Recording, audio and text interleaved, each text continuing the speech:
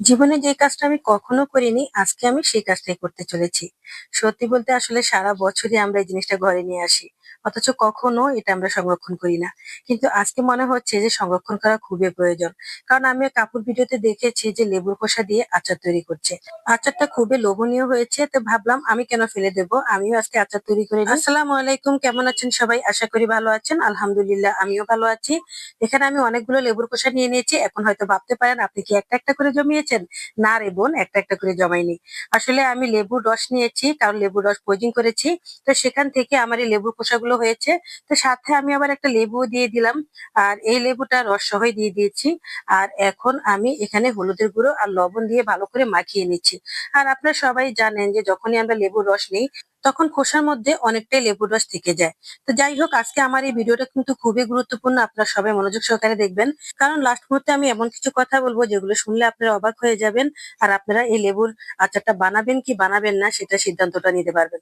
তো যাই হোক, এখানে আমি গরম পানি বসিয়ে দিয়েছি। ভাবলাম গরম পানি যাতে বসিয়ে দিয়েছি তাহলে ভুট্টাগুলো সিদ্ধ করে নেই। যেহেতু ভুট্টাগুলো আমি এমনিতেই সিদ্ধ করতাম। তো আসলে গ্যাসের দাম অনেক বেড়ে গেছে, তো তা আমি এক ধীরে দুই পাখি মারছি। এখানে আমি গরম পানিতে ভুট্টা সিদ্ধ করছি আর উপর দিয়ে লেবুটাও ভাপ দিয়ে দিলাম।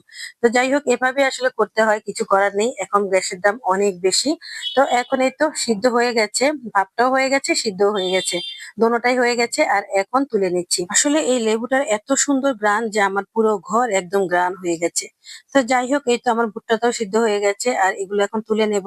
আর এই ভুট্টা দিয়ে আমি অনেক রকমের রেসিপি বানাবো আর এগুলো দিয়ে অনেক রকমের খারাপ খাবারও রান্না করব। এর জন্য আমি সিদ্ধ করে আগে থেকে ফ্রিজে রেখে দেই। আর তারপর যেখানেই লাগে একটু একটু করে দিয়ে দিই, বারবার আর সিদ্ধ করতে হয় না।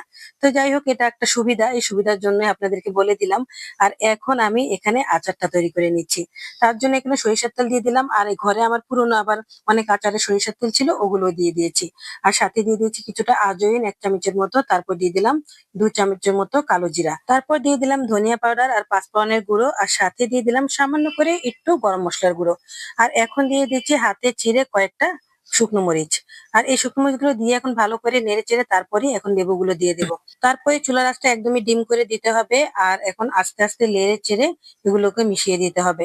একটু একটু পানি বের হবে, কোনো সমস্যা নেই, পানি বের হলে আবার শুকিয়েও যাবে।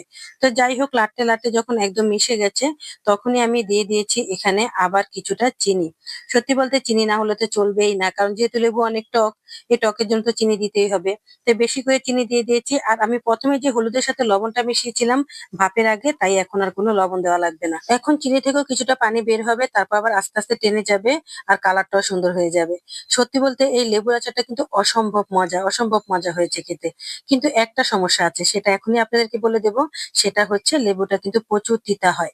লেবুর আচার প্রচুর তিতা হয়। আপনার মসলাটা খুবই খেতে ভালো লাগবে, কিন্তু আচারটা চাবিয়ে খেতে গেলে অনেক তিতা লাগবে। আর অনেকে আছেন এই জন্য হয়তোবা লেবুর আচার বানান না। তো লেবুর আচারটা কিন্তু অনেক ভালো শরীরের জন্য, এটা মুখে রুচি বাড়ায়। আপনি যখনই খাবেন দেখবেন আপনার রুচি অটোমেটিক চলে এসেছে। কিন্তু এটা অনেক তিতা হয়। আর এই কথাটা কিন্তু আমার ওই আপুটা বলেনি। কিন্তু আমি আপনাদেরকে বলে দিলাম যাতে আপনারা লেবুর আচারটা বানাবেন না বানাবেন না সেটা সিদ্ধান্তটা নিতে পারেন। কিন্তু আচারটা খুবই মজা, যখনই আপনার বমি বমি ভাব হবে তখনও কিন্তু খেতে পারেন, অনেক উপকারে আসবে।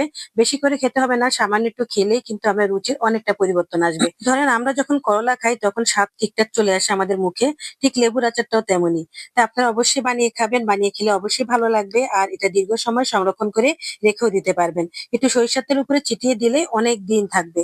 তো আজ এ পর্যন্তই, ভালো থাকবেন সবাই, আল্লাহ হাফেজ।